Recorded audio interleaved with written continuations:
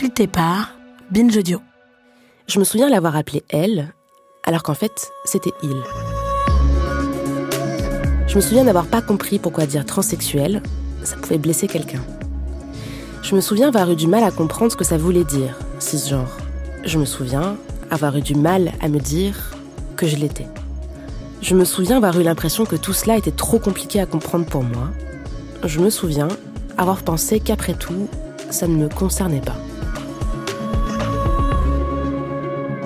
Quand j'y repense, je me rends compte à quel point j'ai pu être maladroite avec les personnes trans, avant tout à cause de mon ignorance.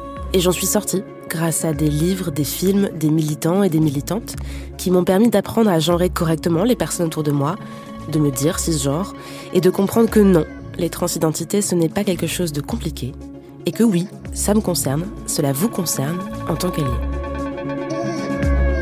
Qu'est-ce que ça veut dire, être une bonne alliée des personnes trans ? Quel vocabulaire utiliser pour ne pas blesser par ignorance ? Pourquoi nous devons arrêter de demander aux personnes trans de faire notre éducation en matière de transidentité ?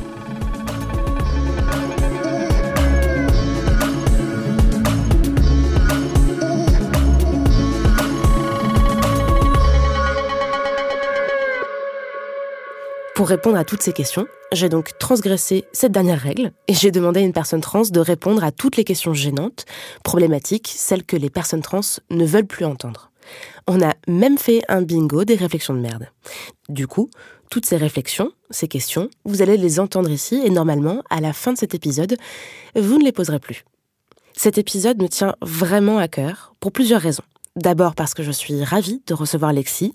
Elle tient le compte Instagram Aggressively Trans et jour après jour, post après post, elle fait un travail limpide de transmission de savoir sur la communauté trans. C'est un des comptes les plus fournis et pédagogiques que je connaisse et Lexi va sortir un livre bientôt aussi sur le sujet. Il me tient aussi à cœur parce qu'il correspond à ce que j'aurais aimé pouvoir écouter il y a quelques années pour me remettre en question, pour apprendre et comprendre.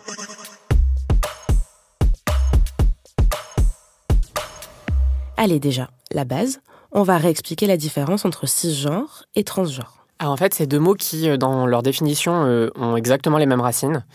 Trans et cisgenre viennent du latin. En fait, la racine, c'est genre, et trans, c'est au-delà. Cis, c'est du même côté.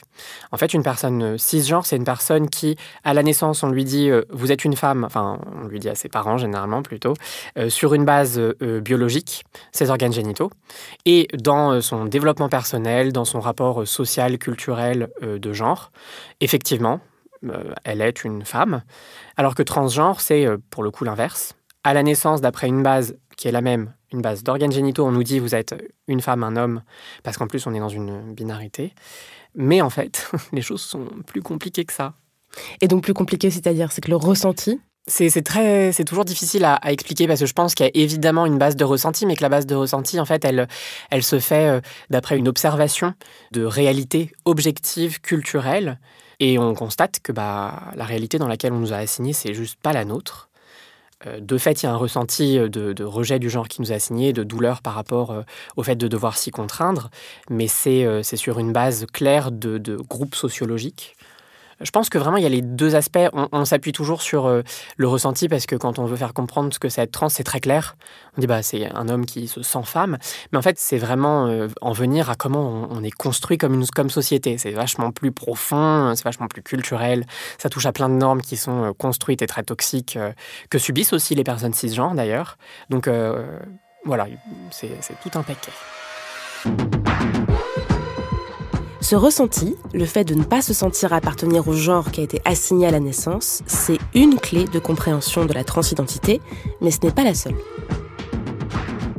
Je trouve ça important qu'il y ait cette accroche qui permet de comprendre aussi qu'il y a quelque chose d'émotionnel. En revanche, je pense qu'il ne faut vraiment pas rester là-dessus parce qu'il n'y a pas que ça, et puis parce que ça amène aussi des perceptions fausses on devient quelque chose d'autre, alors que je pense qu'il y a une vraie continuité. Et en fait, on ne se transforme pas. Ce qu'on a vécu dans le genre assigné, ça nous forme, ça participe à qui on est. On a toujours les mêmes passions.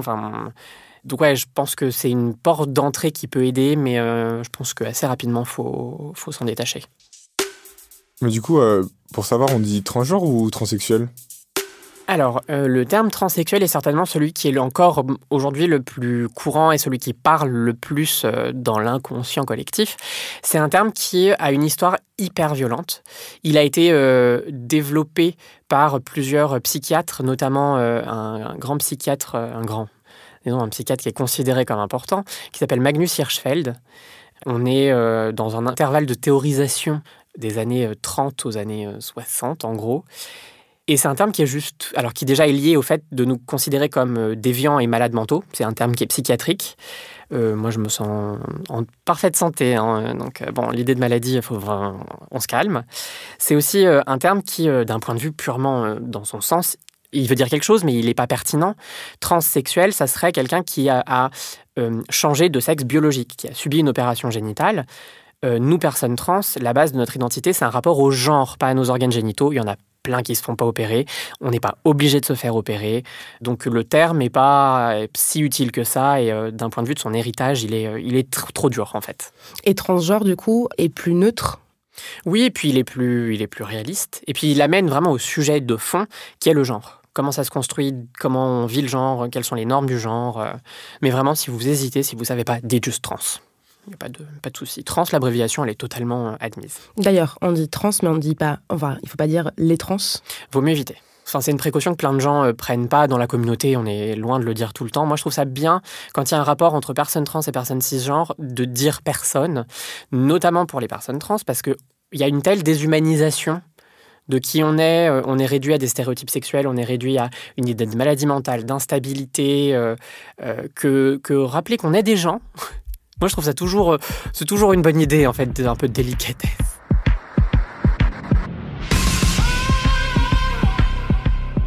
Peut-être que vous avez déjà vu passer les acronymes MTF et FTM. Alors, qu'est-ce que c'est ? Alors, ce sont des acronymes anglais qui, une fois traduits, veulent dire homme vers femme et femme vers homme. Donc MTF, male to female, FTM, female to male. C'est des acronymes qui, dans la communauté, sont très critiqués et tout le monde ne les apprécie pas. Parce qu'en fait, ça revient à nous définir par ce qu'on était, par l'assignation de notre naissance, qui en fait ramène aussi du coup au sexe biologique. Et en fait, c'est fatigant de voir qu'il faut qu'on invente ces sigles pour un confort qui n'est pas le nôtre, qui au contraire peut être hyper douloureux à être amené à des trucs qui ne sont pas nous. Alors qu'en fait, femme trans, homme trans, personne non-binaire, ça désigne la même chose. Mais c'est vrai qu'il y a toujours, pour les personnes qui n'ont jamais été sensibilisées aux questions de transidentité, ce truc de dire « oui, mais femme trans, est-ce que c'est quelqu'un qu'on a assigné femme à la naissance ?» En fait, il suffit juste de, en quelque sorte, mettre entre parenthèses trans. Moi, je suis une femme. Trans. Trans, c'est une façon de définir notre rapport à notre genre.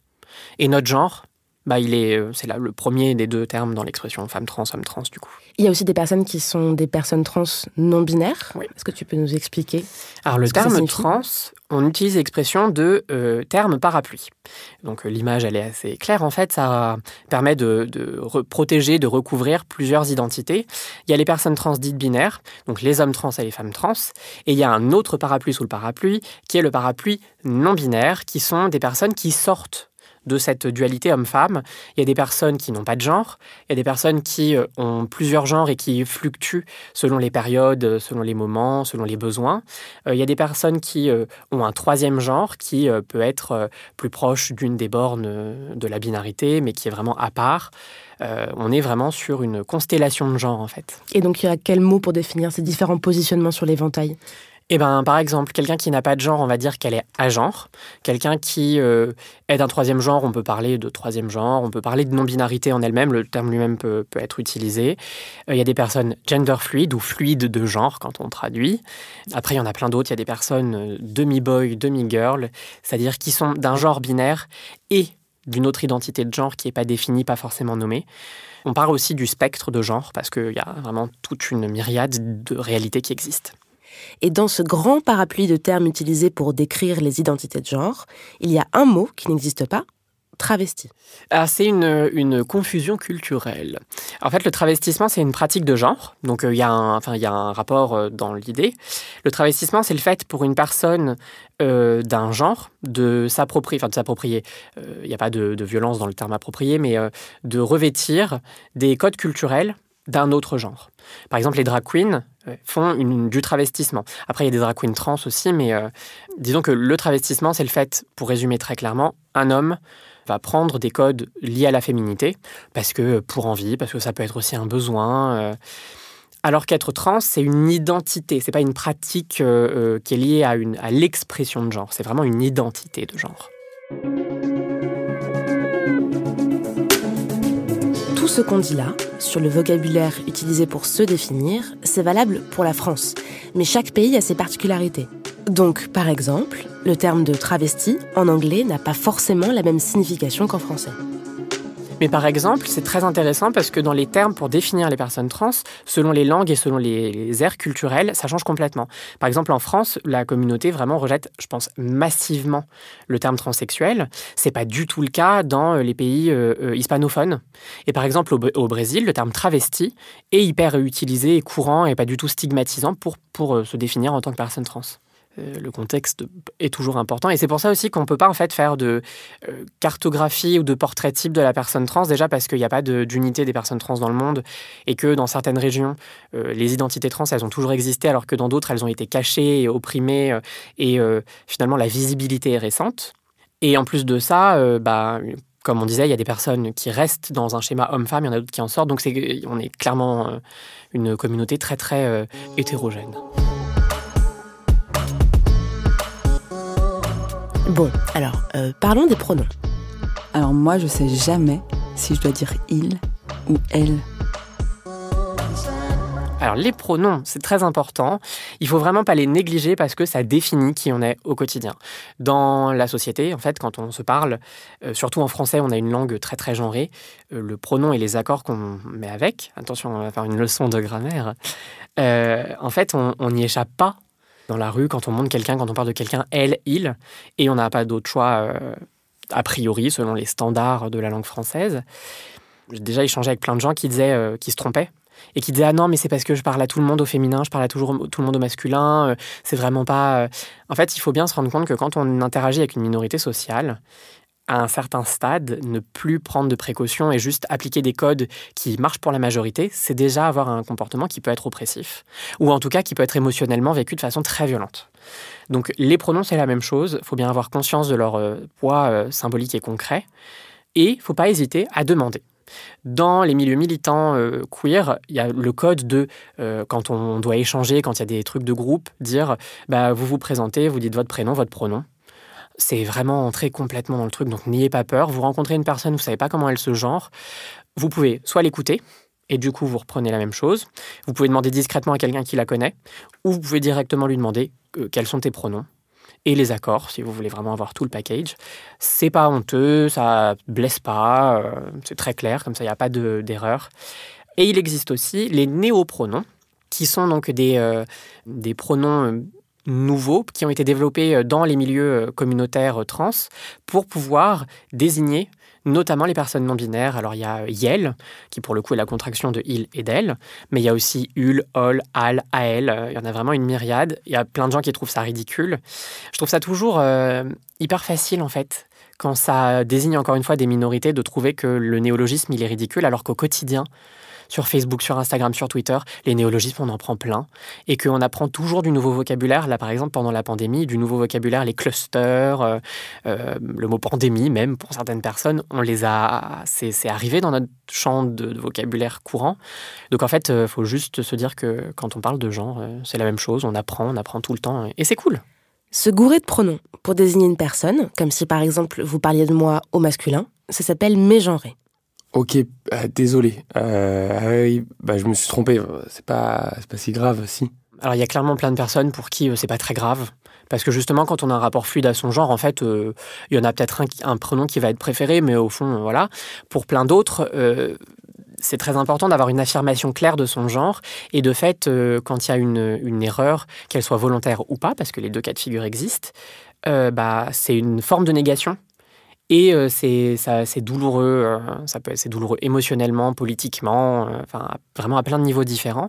C'est important de ne pas le nier, encore une fois, pas dire « non mais moi je genre tout le monde ». Oui, mais en fait, tout le monde n'a pas un rapport aussi compliqué et ostracisé à son genre. Il faut vraiment se créer des comportements adaptables à tous ces réflexes-là.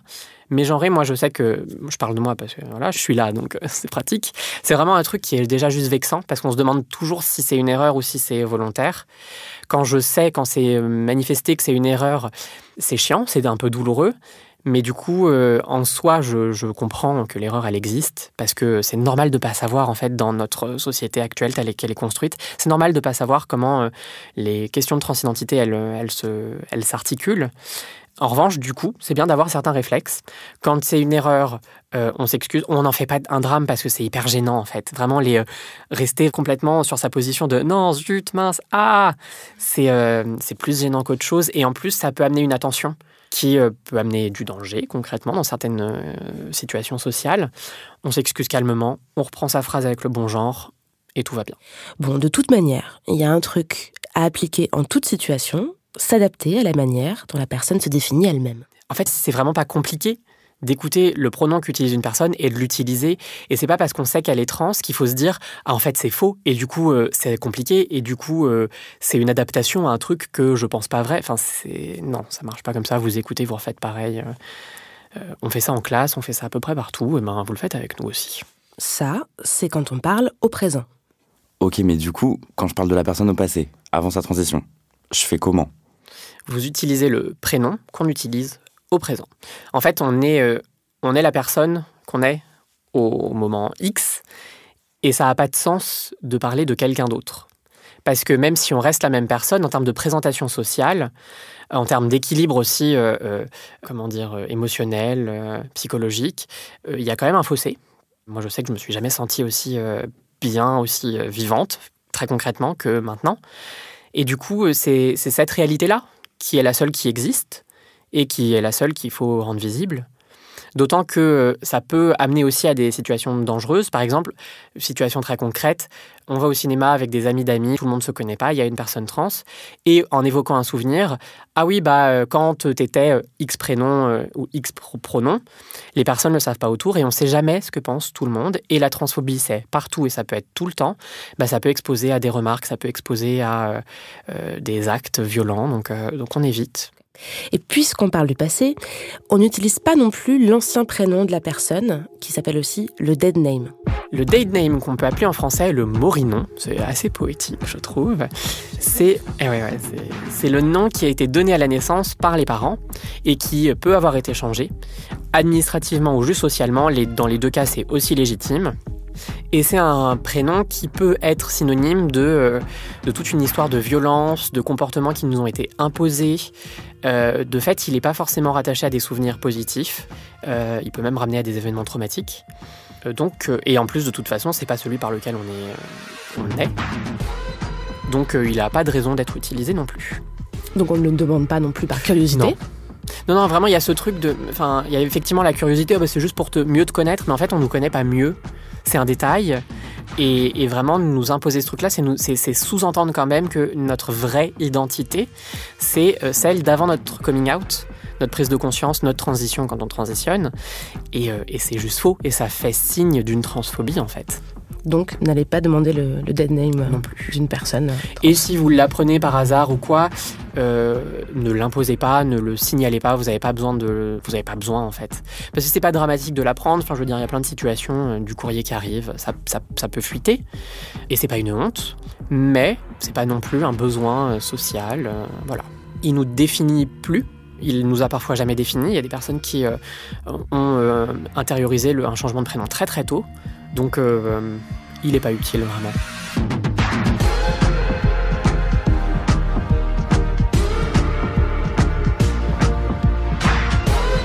Ça vous dit un petit bingo des réflexions de merde ? Le bingo. Bingo. Et sinon, par curiosité, t'aurais pas une photo de toi avant ? Juste par curiosité, t'aurais pas une photo de toi avant ? Aïe.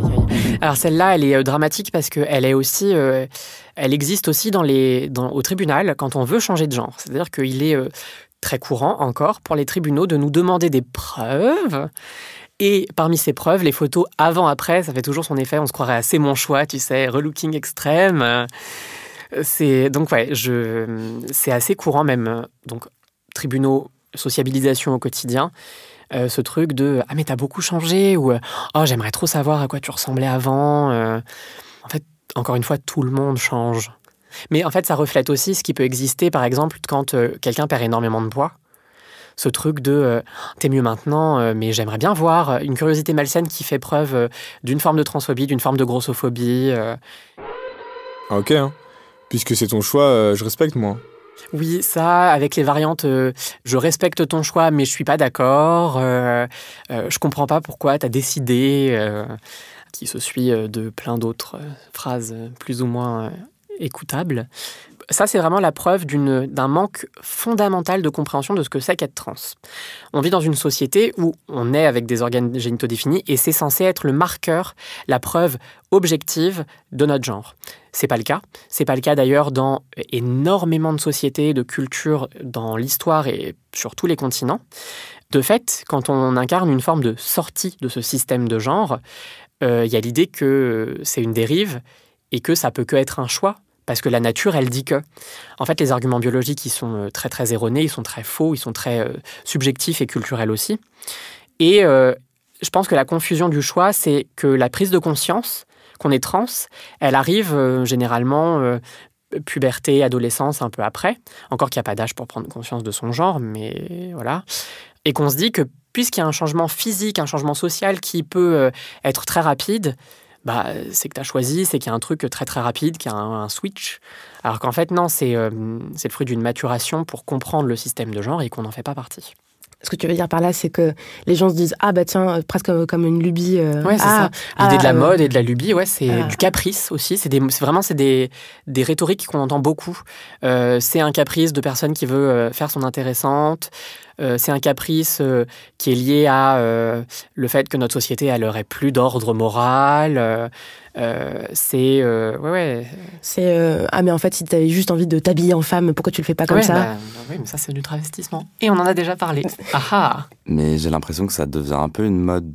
Il y a de plus en plus de personnes trans, non? Alors, il n'y en a pas de plus en plus. Par contre, on est de plus en plus visible. Il faut savoir que les personnes trans, même en Europe, alors qu'on a ce système de genre très ferme, très binaire, très fermé, elles ont toujours existé. Et quand on fouille un peu dans l'histoire, on voit en fait cette présence.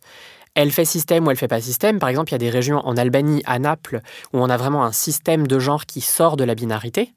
Mais sinon, elle fait exception et on a des personnalités comme ça dans l'histoire qui apparaissent. Ce qui rend le truc compliqué, c'est que du coup, il n'y a pas les mêmes mots du tout selon les époques. Et qu'on se dit, effectivement, si à telle époque on dit habillé en femme, c'est que ça devait être du travestissement. Alors qu'en fait, quand on s'intéresse de plus près à la construction de la personne qui est concernée, on voit que c'est une transidentité. Ah ouais, mais ça doit être un peu difficile à vivre, non ? C'est difficile à vivre. Je ne vais pas mentir, on cache rien. C'est parce que être trans, ça implique la transphobie. C'est aussi un système, c'est violent, c'est tout le temps. Enfin, c'est hyper insinueux. Ça passe par des tout petits trucs qui ont l'air de rien et ça va jusque les extrémités les plus tragiques. Et ça fait qu'au quotidien, pour faire les trucs les plus simples, ça peut être un calvaire, ça peut être hyper pénible. Cela dit, je pense aussi que pour plein de personnes trans, on est hyper badass, on est extrêmement puissante, il y a une vraie force, il y a une vraie résilience aussi, qui est un peu triste, mais qui est aussi une force, et qu'on n'a pas besoin de pitié en fait, on a besoin d'action, on a besoin de soutien, on a besoin de prise de parole politique. La pitié, elle sert à rien et elle est juste le signe de la différence, c'est bizarre. C'est un truc qui du coup suscite forcément une forme de compassion mal placée en fait. Comme la curiosité. Et la curiosité, des fois, elle est très saine et elle permet de faire avancer les choses, et d'autres fois, elle est juste malsaine. C'est pareil pour la compassion. Et il y a compassion et pitié, je pense aussi. C'est-à-dire que la compassion, quand il se passe quelque chose et que c'est pas juste, c'est bien de le dire, et c'est bien de montrer qu'il y a un soutien émotionnel. D'ailleurs, c'est très important de la part des alliés. La pitié, non. Est-ce qu'on peut dire qu'il ou elle a changé de sexe ou pas ? On peut quand on fait une opération génitale, parce que là, c'est ce qui se passe vraiment de façon physique, on change de sexe. On parle de transition de genre, on évite la transformation, parce que en fait, c'est pas magique. Vraiment, transformation, ça désigne un moment hyper court et vraiment très ancré dans le temps, où il y a un changement de A à Z. Ça serait bien, moi j'adorerais. Franchement, boire un truc et hop, Voilà, ça ne marche pas comme ça. Alors, quand on parle de transition, il faudrait l'utiliser au pluriel. Il y en a 2. Il y a la transition sociale et il y a la transition médicale. Je pense qu'une énorme majorité de personnes trans font une forme de transition sociale parce que ça recouvre changer de pronom et l'annoncer, changer de garde-robe, le faire vraiment publiquement ou alors le faire même administrativement. Il y a des démarches très nettes pour changer des mentions de genre et de prénom. Tout ça, c'est l'aspect social, transition sociale, et je pense qu'on est une très grosse majorité dans la communauté à le faire d'une façon ou d'une autre, sachant qu'on n'est pas obligé de tout faire. On peut très bien changer de pronom mais garder son prénom, ou l'inverse, ou faire les deux. Et la transition médicale, c'est ce qui retient l'attention et c'est ce sur quoi on se focalise à chaque fois. Et c'est considéré comme quelque chose d'incroyable, de scandaleux. On entend que c'est des mutilations, que c'est... Alors qu'en fait, c'est finalement ce que font plein de gens, même des personnes cis, se faire opérer pour atteindre un état physique qui permet un épanouissement. C'est ouvert à tout le monde et à peu près tout le monde le fait. Donc on n'est pas des exceptions. Dans cette transition médicale, on a la prise d'hormones, on a les chirurgies, et quand je dis les chirurgies, il y en a plusieurs. On peut faire des chirurgies de masculinisation ou de féminisation, j'aime pas ces termes, mais c'est comme ça que ça s'appelle, du visage. Il existe des chirurgies des cordes vocales, mais elles sont extrêmement dangereuses et elles sont interdites de mémoire en France. Il existe des chirurgies, par exemple, pour faire des implants capillaires. Il existe les fameuses chirurgies génitales. Il faut savoir que d'après un rapport, je crois, de mémoire de 2016 ou 2017 des assurances maladie en France, il y avait genre 340 chirurgies génitales en France qui étaient faites. On est beaucoup plus que 340 personnes trans, donc c'est vraiment une infime minorité qui les font. Tu parlais des bigounes, des expressions. L'expression chirurgie trans, elle est complètement fausse parce que les chirurgies génitales qu'on nous colle dessus, à la base, elles n'ont pas été du tout développées pour nous. En tout cas, les phalloplasties, donc construction de pénis, c'est des méthodes chirurgicales pour faire de la reconstruction sur des soldats blessés au front pendant la guerre. Donc, encore une fois, finalement, on n'a pas le monopole. Les étapes de transition médicale, on ne les fait pas toutes. On peut, on n'est pas obligé. En fait, c'est pas ce qui définit notre genre. Notre genre, il est déjà là et on peut faire des étapes qui permettent d'en avoir une présentation sociale qui sera plus comprise par la majorité, mais ça le définit pas. C'est vraiment selon le besoin individuel et il n'y a pas de... Enfin, on peut pas aller contre ça, quoi. Ça serait comme dire à quelqu'un qui n'a pas besoin de se faire une rhinoplastie, de dire non, tu te refais faire le nez, alors que y a des personnes pour qui c'est presque vital, et il y a des personnes trans pour qui c'est vital de se faire opérer, il y en a d'autres, c'est absolument pas le cas, et c'est très bien ainsi. Surtout qu'aujourd'hui, en France, une transition médicale, ce n'est plus un prérequis pour vivre socialement dans son genre lorsqu'on est une personne trans. Il y a eu une réforme en 2017 de mémoire. Alors, il y en avait déjà eu avant pour vraiment dire que les chirurgies génitales étaient plus obligatoires. Mais par exemple, jusque 2017, il y avait une étape qui était obligatoire, c'était le fait de se faire stériliser. Alors, c'est une honte. Moi, à chaque fois que j'en parle, j'ai les larmes qui montent aux yeux. Vraiment, c'est un truc qui est honteux, qui n'était pas nécessaire parce qu'il faut bien prendre conscience que quand on prend un traitement hormonal, on est stérile concrètement au bout d'un certain temps. Et que le fait que le tribunal de grande instance nous dise non, vous passez quand même par la stérilisation, c'était vraiment une mesure politique, eugéniste, pour bien affirmer un contrôle et pour bien montrer que le pouvoir politique décide de ce qui arrive à nos corps et nous retire aussi de façon définitive le droit à la parentalité qui culturellement est hyper symbolique et qui marque aussi une inclusion dans un système de transmission de nos valeurs qui est très ancré. C'était une décision absolument honteuse. Elle n'a pas été retirée parce que les personnes trans le disaient. C'était le cas, vraiment. Mais elle a été retirée parce que le Conseil des droits de l'homme de l'Europe a puni la France pour ça. Et d'autres pays en même temps. C'est encore une mesure qui existe en Europe, un peu partout dans le monde. Le Japon, en 2018, a mis en place une loi pour obliger la stérilisation. Ça existe, c'est important de le savoir. Mais aujourd'hui en France, tu peux changer de prénom, changer d'état civil sur dossier sans nécessité médicale préalable. Mais du coup, toi, t'as fait l'opération ? Quand vraiment il y a la question, est-ce que tu as fait l'opération ? Je prends une autre opération que j'ai déjà faite et je dis ouais, j'ai été opéré d'une hernie. Youpi ! Et j'ai même pas les dents de sagesse. Parce que en fait, ça montre que vraiment cette frilosité à parler d'organes génitaux aussi, parce que c'est tabou. Puis en plus, sur les personnes trans, c'est une espèce de terre exotique à conquérir. Et puis en plus, il n'y a pas besoin, en fait. Comme il n'y a pas besoin de savoir si je me suis fait opérer des dents de sagesse, il n'y a pas besoin de savoir ce que j'ai dans le pantalon. Ça ne me définit pas. Donc non, enfin voilà. Moi, j'essaye de le prendre comme ça, de le détourner.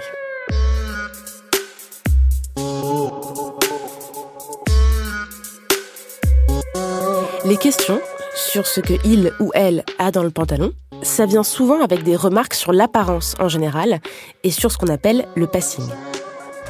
Alors, le passing, encore une fois, c'est un terme anglais. On peut le traduire, on peut dire d'une personne trans qu'elle passe. C'est en fait dire, de façon très concrète, quand on le traduit de façon très accessible, cette personne passe pour un homme ou une femme cisgenre.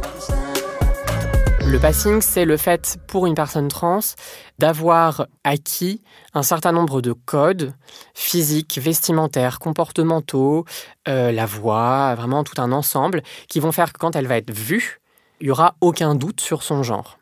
Alors moi, c'est un concept que j'aime pas beaucoup.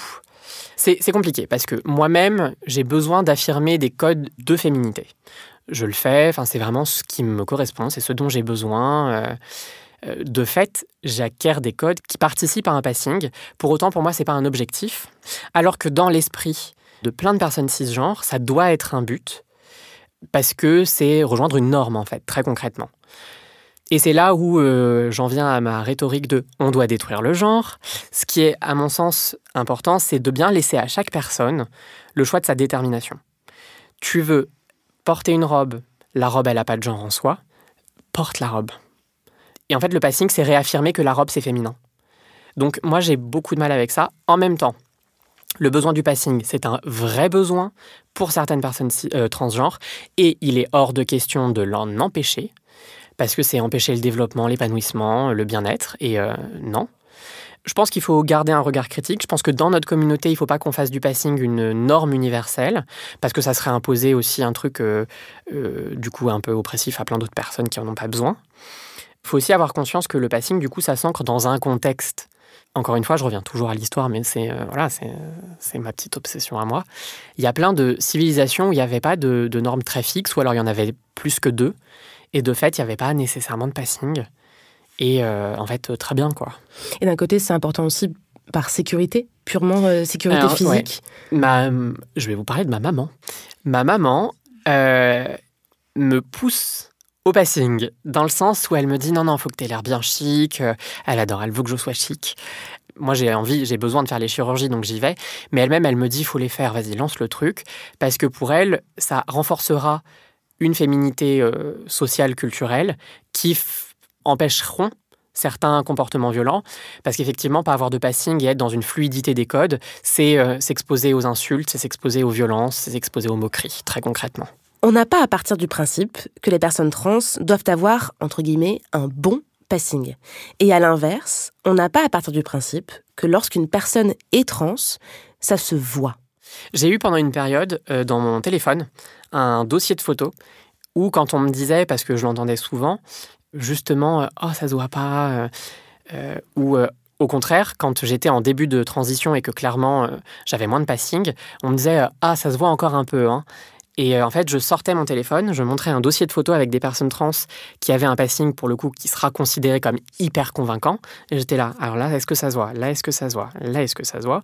Là, est-ce que ça se voit ? Et en fait, pour montrer que il n'y a pas de physique préconçue, genrée.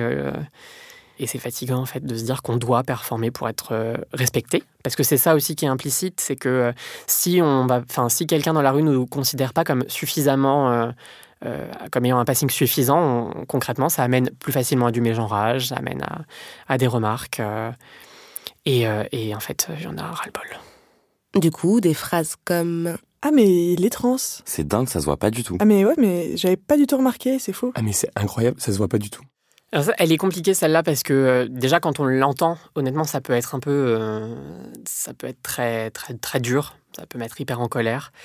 C'est normal en fait que ça se voit pas parce qu'il n'y a pas de physique de la personne trans.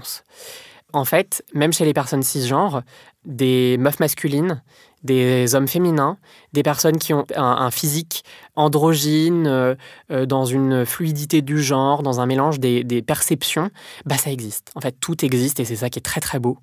Faut juste pas l'oublier, en fait, parce que déjà, ça nous amène, nous, ce truc de « ça se voit pas » ou t'as l'air d'une vraie femme » ou « t'as l'air d'une femme biologique ». Spoiler alert, les personnes trans, on n'est pas robotique, en fait. On est très en biologie aussi. Ça n'a pas de sens, cette expression. Et du coup, non, en fait, il faut bien avoir conscience que dans la nature, tout existe. Et que, de fait, cette prédétermination, elle est construite et, de fait, elle est violente. En fait, ça montre à quel point on est dans un système de genre qui à la fois rejette l'idée de transidentité parce que ça sort des trucs, même en termes d'hétérosexualité, tout ça, mais que quand même, à un moment où ça devient plus possible de nous rejeter parce qu'on est là et on s'impose, on crée quand même des attentes de genre. C'est en gros, vous avez le droit d'être là si vous rentrez dans les cases, oui, quoi. C'est ça. Et qui sont jamais choisis par nous, en fait. C'est jamais « bonjour, on est comme ça ». Ouais, vous avez le droit d'exister si vous renforcez les cases du système existant. Ça se reflète aussi dans les mots. On nous accepte pas, on nous tolère. Il faut faire preuve de tolérance. Moi, je veux pas être toléré. La tolérance, c'est le sens même de la tolérance, c'est un truc très limité, quoi. Moi, je veux être acceptée, je veux être présente, je veux être incluse.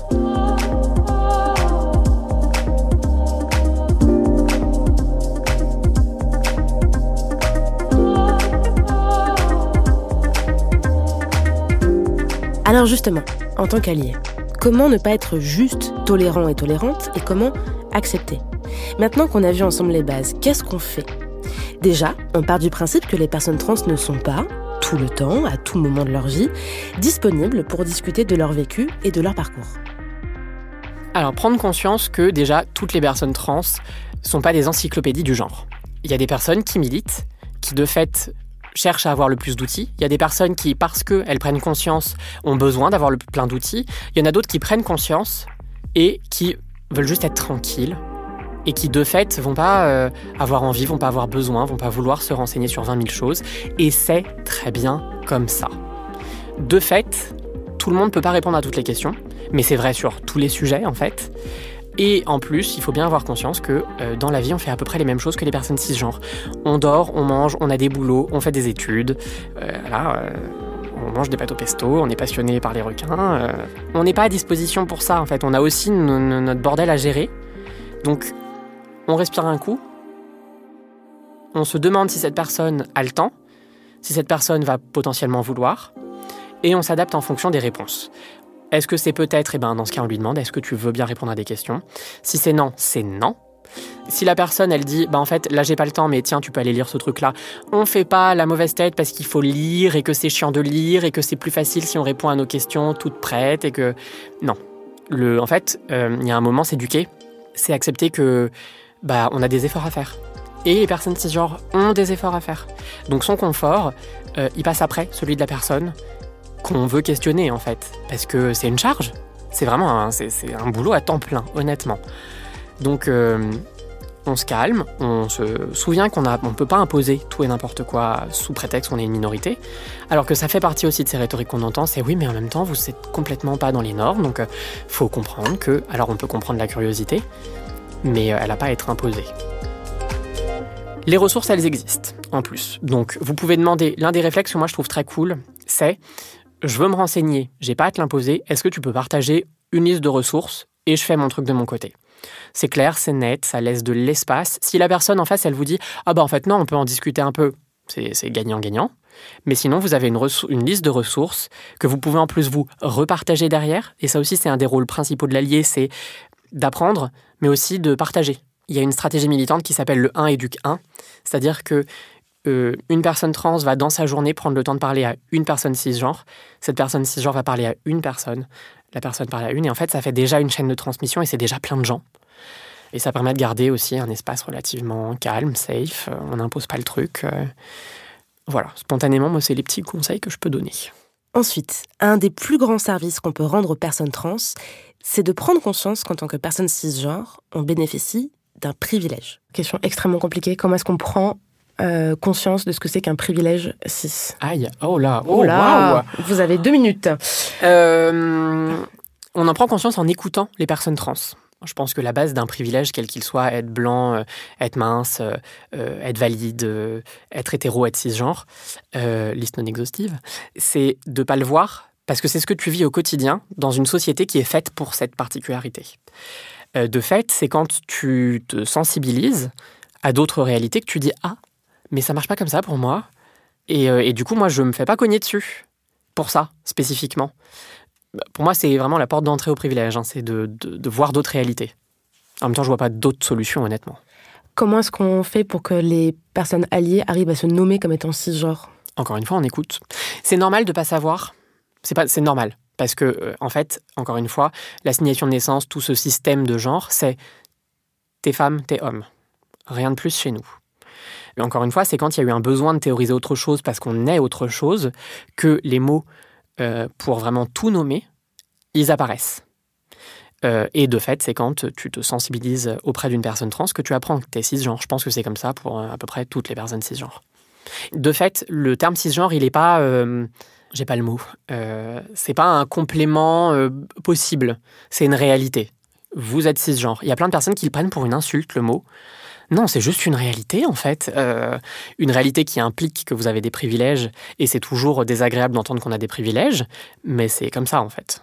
Et en tant qu'alliés, nous avons notre part du travail, nous avons une responsabilité. Elle est énorme, honnêtement. Elle est énorme parce que la société, elle est modelée sur votre identité, parce que des siècles de normes font que. De fait, vous avez les espaces de pouvoir, vous avez plus le confort. Et de fait, c'est aussi à vous de faire de la place. Honnêtement, on essaye de le faire juste entre nous, ça ne marche pas. Donc, on se résout à vous écouter, à demander de l'aide. En fait, vous avez la responsabilité d'écouter. Vous avez la responsabilité d'apprendre, parce qu'entre écouter et apprendre, il y a aussi un pas. Et vous avez la responsabilité d'agir. Et là aussi, entre savoir et faire, c'est peut-être le pas le plus difficile à franchir parce qu'on se dit « non mais je sais, donc ça va ». Mais en fait, il y a des contextes où tout le monde sait, mais où les choses en termes d'institutions, de fonctionnement restent les mêmes, ça existe et ça sert à rien quand même. Donc, parlez à vos proches, pas accepter quand il y a de la transphobie, porter d'autres revendications que celles qui vous concernent dans des espaces, dans l'entreprise, dans les milieux scolaires, universitaires, en politique. Vous avez aussi la responsabilité d'une empathie. Parce que concrètement, la transphobie, c'est 98% de votre faute, on va pas se mentir. Enfin, de votre faute. C'est lié aux normes qui vous concernent. Donc, écoutez, compatir. Parce que honnêtement, c'est pas drôle. Enfin, c'est pas marrant de subir de la transphobie au quotidien. Et je pense que l'une des premières clés pour s'affranchir de toute cette douleur, c'est d'avoir quelqu'un qui sera là et qui dit en fait c'est pas juste et tu le mérites pas et ça doit pas arriver. Et comme c'est pendant longtemps assez difficile pour une personne trans d'avoir accès à d'autres personnes trans, c'est aux personnes cisgenres de s'éduquer et de pouvoir être cette épaule, quoi. Et ce n'est pas parce qu'il y a peu de personnes trans visibles, présentes dans votre quotidien, que cette question n'est pas la vôtre aussi. Au contraire, raison de plus, dans un environnement avec uniquement des personnes cis, le relais, en tant qu'allié, c'est vous. Et c'est important de dire qu'on est un relais, parce que quand on est allié, mais de n'importe quelle cause, il faut toujours bien se souvenir que ça ne vous concerne quand même pas, et que vous n'avez pas à prendre de la place dans les espaces de concernés. Alors vous pouvez en prendre, c'est-à-dire que vous pouvez accompagner, vous pouvez soutenir, mais quand il s'agit de théoriser, de réfléchir, de décider, c'est à nous de le faire. Et ça commence, par exemple, par votre lieu de travail. Ah mais oui, mais en fait, c'est ça qui est assez incroyable, c'est qu'on en fait un sujet tellement compliqué, tellement fondamental, alors qu'il y a 20 000 petites choses, mais très concrètes à faire. Dans le cadre d'une entreprise, on peut aménager les formulaires pour pas avoir à monsieur, madame, et que ça doive coller à la carte d'identité. Les toilettes, on peut en créer des neutres, ou alors on rappelle bien que non, en fait... on respecte le genre de la personne, elle utilise les toilettes comme n'importe qui d'autre. Mettre en place des chartes de respect des droits des personnes et d'opposition aux discriminations. Mettre en place des séminaires aussi où il y a d'autres personnes trans, d'associations qui viennent sensibiliser le reste du personnel. Voilà. Bon, pour aller plus loin, qu'est-ce qu'on lit, qu'est-ce qu'on écoute, qu'est-ce qu'on regarde ? Pour un format un peu simple, clair d'accès et un peu agréable à manipuler, il y a une BD qui s'appelle « Appelez-moi Nathan ». Elle est loin d'être parfaite. Elle offre une vision très, parfaite dans l'inconscient collectif de ce que c'est une transition. Mais elle offre quand même un premier espace de découverte qui peut être intéressant, mais quand même à prendre du recul. Le documentaire d'Océan, qui s'appelle Océan. Plusieurs épisodes disponibles. Je peux dire l'endroit ? Ah oui, sur France TV /, j'étais pas sûre. Ça documente une transition, c'est dit de façon très simple, c'est une personne concernée qui a réalisé, donc qui montre. Voilà, moi je trouve aussi que c'est un très bon format. Il y a un podcast qui pour le coup est un peu plus sérieux de France Culture, les transidentités racontées par les personnes trans. Moi c'est celui que je renvoie généralement à mes parents, enfin dans ma famille. Il y a un court-métrage, je sais pas s'il est disponible, mais il est pour le coup un peu plus communautaire, un peu plus centré sur des points bien spécifiques qui s'appelle De la terreur mes sœurs. Il est quand même à voir. Je pense que pour le coup, pour d'autres personnes trans, il est hyper empouvoirant et il est très très drôle. Il y a plein d'autres comptes Instagram. Par exemple, le compte de Léon Chapuis, Salin Léon sur Instagram, qui vit en Suisse et qui du coup parle d'un peu de questions qui sont spécifiques aux personnes suisses. Il y en aurait plein et je vais forcément les oublier maintenant. Un compte Instagram que vraiment je vous recommande et qu'il faut aller suivre, qui s'appelle Bienveillance en spray. C'est des petites bandes dessinées hyper claires, hyper bien faites, hyper simples, sur plein de thématiques justement autour des transidentités. Je me suis fait mégenrer, qu'est-ce qu'on fait ? Je sais pas comment je transitionne. C'est vraiment une problématique par BD. On peut l'envoyer dans le métro, on en lit 1, 2, 3. C'est hyper clair, c'est hyper chouette. Et puis après, quand on veut un peu plus rentrer dans de la socio, on peut lire les textes de Monique Wittig, La pensée straight. Alors ça parle pas de transidentité, mais ça parle de questions de système et on peut faire les passerelles et c'est hyper chouette. Et il y a aussi les textes pour le coup plus sérieux et un peu plus littéraires. Moi je sais que j'ai un peu du mal à rentrer dedans, de Judith Butler. Vous avez aussi Paul Preciado, qui est passionnant, qui réfléchit aussi en termes de sociologie à des choses très fines.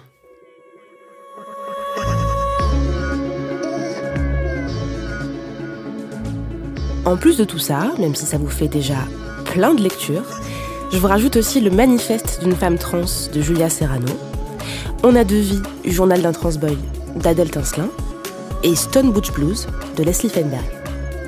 Évidemment, allez donc, si c'est pas encore déjà fait, vous abonner au compte Instagram de Lexi, Aggressively Trans. J'espère que vous parlerez de cet épisode autour de vous, que vous l'enverrez comme ça, mine de rien, à vos proches un peu problématiques, genre oui, coucou, ça, voilà, va écouter ça.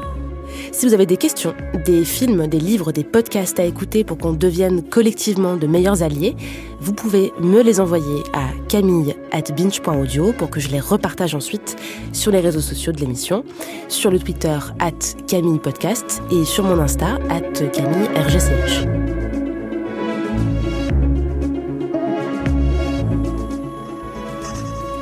Prénom Diane, pronom elle, a produit cet épisode. Prénom Solène, pronom elle, a réalisé cet épisode.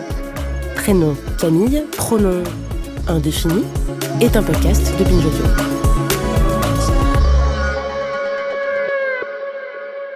Dans le prochain épisode de Camille, qui s'appelle « Les femmes trans sont des femmes », on analyse les arguments de ceux qui essayent de prouver l'inverse. Parce qu'au fond, ça veut dire quoi être une femme ? Je vous laisse méditer.